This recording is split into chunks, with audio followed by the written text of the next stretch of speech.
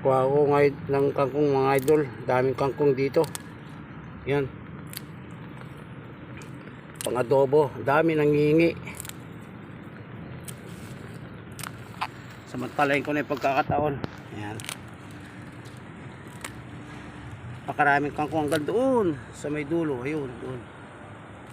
Dito muna ako mag-harvest.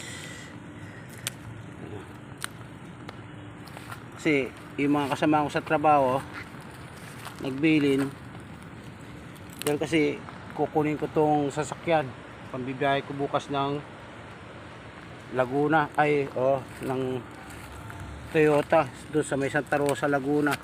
Ngayon nangunguha ako ng kangkong dito, bagong tubo, basta tag-ulan kasi napakaraming kangkong.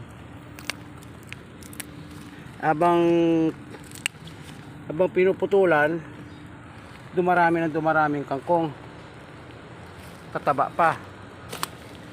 Yan, oh. Kaya lang madamo.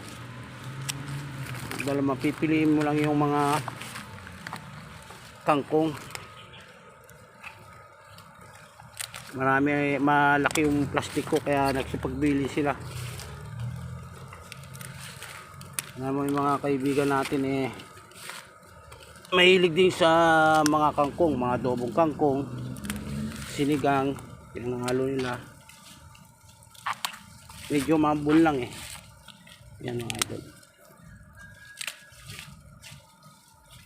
Mabait yung may-ari dito, pinamimigay niya yung kangkong. Kaysa naman hindi makuha, kaya pinamimigay niya itong mga kangkong. Mabait naman kasi, nagbabantay. Patatabas lang niya to mga idol Ngayon, sana naman, nagsitubuan na naman. Marami naman makukuha ang kangkong. Ayan. Tiyaga lang. Ay ikot.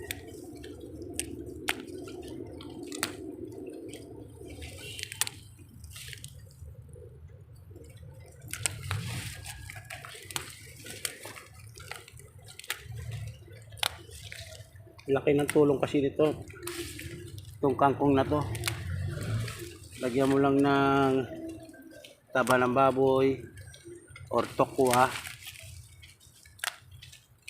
tapos kahit toyo lang, o kahit na wala ng taba-taba, toyo lang, toyo suka lang, katalo na to mga idol. Marami pa to doon sa bandaron